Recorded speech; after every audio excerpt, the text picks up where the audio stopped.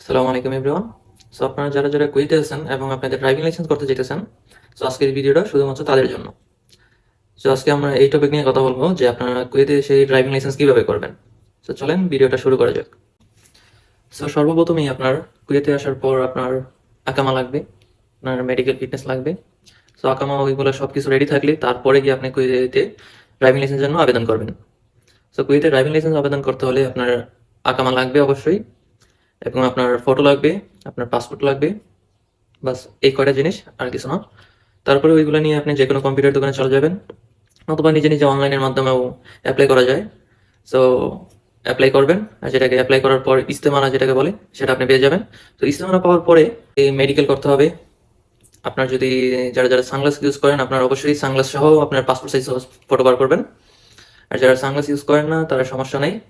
R I test নিবে, তারা medical test নিবে, ওইগুলো করাইতে হবে ইস্তেমানা বার করার পর। সো মেডিকেলে আপনি ফিট থাকলে তারপর আপনাকে ওই কাগজপত্র একটা অফিসে পাঠাইবে তারা, এবং ওইটাতে সাইন নিতে হবে। সো আপনাকে মেডিকেল করানোর সময় আর ইস্তেমারাতে সাইন নেওয়ার সময় এখানে স্টাম্প লাগে, আর ওই স্টাম্প কিনতে মিনিমাম 12 থেকে 13 টাকার মতন মিনিমাম খরচ হয়।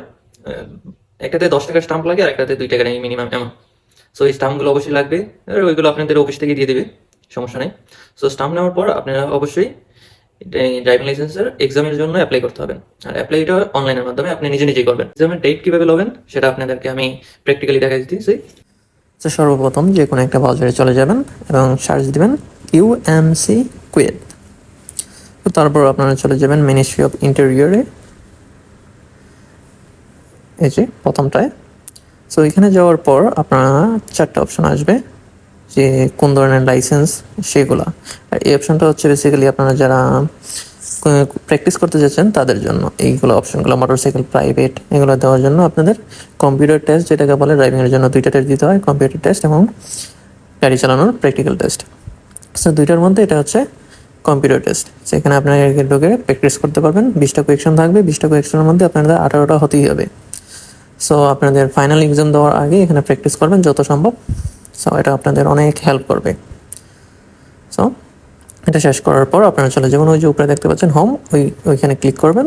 তারপর ওইখানে ক্লিক করার পর আপনারা এই অপশনটাই পাবেন। সেখানে 3 নম্বরটাই দেখতে পাচ্ছেন ড্রাইভিং টেস্ট অ্যাপয়েন্টমেন্ট। সো এখানে যাওয়ার পর আপনাদের প্রথমটায় চলে যাবেন, প্রথম অপশনটায় যেটা আসবে ড্রাইভিং অ্যাপয়েন্টমেন্ট। সো এটা আপাতত এখন নাই, আপাতত এখানে এটা আছে। সো এখানে আপাতত এটা আছে। এটা থাকার কারণ 1 মাসে এখানে কুয়েতে ড্রাইভিং টেস্ট অ্যাপয়েন্টমেন্ট নেওয়া হইতেছে না। সো 1 মাস পরে আপনার সমস্যা নেই, যে কোনো সময় পেয়ে যাবেন। সো ড্রাইভিং টেস্ট অ্যাপয়েন্টমেন্টে ক্লিক করার পর আপনাদের এই অপশনটা আসবে। এখানে আকামার দিবেন, আকামার নাম্বার দিবেন, তারপর আপনাদের ডেট নেবেন, টাইম নেবেন, এবং আপনাদের কমপ্লিট। এই যে এই অপশনটাতে ক্লিক করার পর আপনাদের ড্রাইভিং টেস্টের অ্যাপয়েন্টমেন্ট নেওয়া কমপ্লিট। আর কোনো সমস্যা হলে এখানে স্ক্যান করতে পারবেন, অথবা আমাকে যে কোনো সময় কমেন্ট করবেন, ইনশাল্লাহ আমি আপনাদের পাশে থাকবো। আসসালামু আলাইকুম।